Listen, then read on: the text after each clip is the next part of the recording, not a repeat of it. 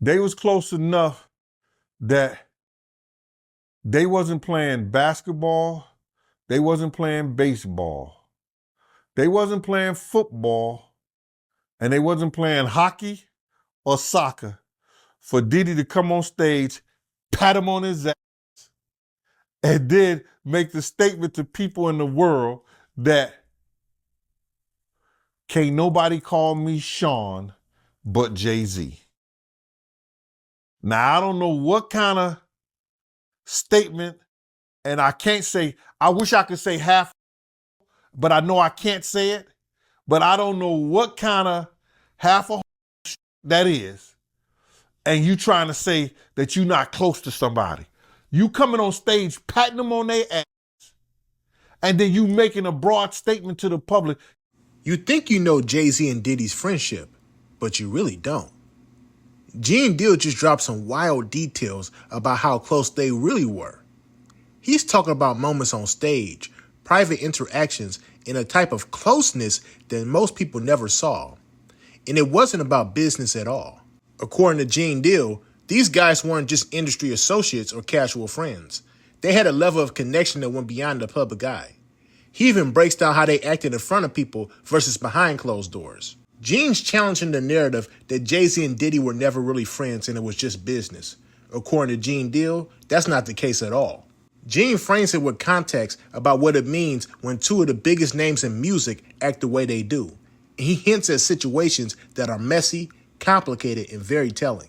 Now I'm about to play this clip for y'all, but before I do, I just need y'all to like, leave your thoughts down below in the comment section, and subscribe. Let's get into it. From your point of view, because I know you heard the statement that, Jay Lawyer came out with about how he wasn't really friends with Diddy. From your point of view, was they really friends or no? How close was Diddy and Jay-Z? They was close enough that they wasn't playing basketball, they wasn't playing baseball, they wasn't playing football, and they wasn't playing hockey or soccer for Diddy to come on stage, pat him on his ass, and then make the statement to people in the world that can't nobody call me Sean but Jay-Z. Now, I don't know what kind of statement, and I can't say, I wish I could say half a homo, but I know I can't say it, but I don't know what kind of half a homo that is. And you trying to say that you're not close to somebody. You coming on stage, patting them on their ass, and then you making a broad statement to the public, can't nobody call me Sean but Sean Carter. And I heard Jay-Z said the same thing about them. But they were so close that they had matching white girls together. Because when they used to see each other, they used to say, yo, how your skinny white girl doing? He'd be like, yo, how your skinny white girl doing? So I guess that's a certain type of closeness. I ain't know anything about that, man. I ain't know about, Jay touching his, ass. I got to go see the video. I ain't hear about that. Come on, man. Everybody's seen that. 50 even pointed it out. Excuse me. When they was in ATL on stage. Remember when 50 bum rushed the stage with them? Yeah, I think I recall that. When Puff came on stage, first thing he did was pat Jay-Z on that. But I forgot. That's your favorite rapper. Hey, him and Pocket's 1A, 1B. But what's your issue with Jay, man? I didn't know you had an issue with him. I'm never a fan of somebody that I was going to knock out. And then we was at the, it was me, him, Ashley Kushner, Puff and them. We was all at the next game together, and he didn't even remember none of it. And I don't expect him to remember, but I remembered. You understand? And he told Puff, he said, yo, Puff, yo, I heard about that Gene right there. That Gene got a mean left.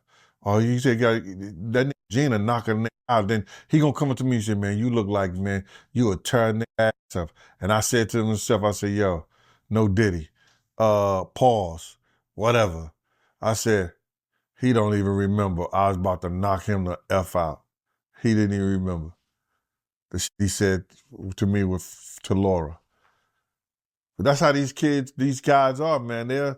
They'll cause situations and cause problems, and then they'll forget what they done because they on a whole nother atmosphere. You know what I'm saying? A lot of shit that he did, you got to understand, like now he'll say that they're kids because he's raising kids of his own. You understand? But how would you like it that if Blue Ivory,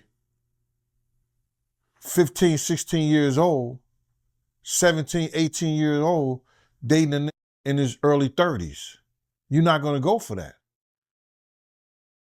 No matter what she came through in Hollywood. But you got to understand, guys who was around there, we didn't know Jay-Z them ages. We didn't know these cats' age. You know what I'm saying? They wasn't having no beards and nothing like that. They was wearing low cuts. You understand? Clean face. I would have never believed when Jay was coming around the block, scooping up the young girls and stuff like that he was 30 years old. You know, if they 17, 18, 16 years old and they 22, you thinking they 22, 23, something like that, 24 years old, they mom and them need to check them. They daddy and them need to check them. But that's not that far off. But for somebody to be 30 years old in their 30s and they dealing with kids 16 years old, 17, 18 years, now that's a problem. That's an issue. And now he see that because he's raising kids. And he got a young daughter. I think he got another daughter that he didn't claim and now he claiming her. These cats was doing a whole lot of stuff that people in the industry won't speak on. And then now that you're speaking on it and it's becoming where is that you can get on YouTube and you could talk about this shit and say what you seen or say what you heard, you understand, or what you know. Some people look at it being a problem. But these cats ain't street cats. They entertainers. You really start to see how complicated the music world is when you look at Jay-Z and Diddy. Dame Dash even called out Jay-Z, saying that he lied about his friendship with Diddy. According to Dame, it wasn't what Jay-Z made it seem. That's the kind of insider truth you rarely hear, and it adds another layer to this whole story. Then you have Diddy. He's had legal issues over the years, and those moments showed who his real friends were. A lot of people around him distanced themselves when things got real messy. That's how you know the music industry isn't just about money or influence. It's about trust, loyalty, and timing. People will stick around when it's all good, but when the heat comes, some people disappear. From my perspective, this highlights just how tricky these high-level friendships can be. Jay-Z and Diddy are both moguls. Jay-Z's business ventures alone are worth over $1 billion. And Diddy built a global brand that keeps him relevant. But money can't protect you from strained friendships or the fallout from legal trouble. The personal side of these relationships is just as complicated as the business side. I also think it shows that in hip-hop, reputation is everything. Gene Deal, Dame Dash, and others paint a picture of a friendship that was public but not always personal. That doesn't mean there was malice. It just means everybody has their own strategy, their own priorities, and sometimes that makes relationships look strange to outsiders. At the end of the day, this story isn't just gossip. It's a lesson in influence, loyalty, and the complicated reality of friendships at the top. Watching these interactions unfold gives you an insight into how top-tier moguls manage people, power, and perception. You don't have to take sides in this situation. You just have to pay attention to what really happens behind the scenes. So let me ask y'all this. Do you think Jay-Z misrepresented his friendship with Diddy? And how much do you think Diddy's legal issues really changed the people around him? Let me know your thoughts down below in the comment section. And make sure you like and subscribe. Peace.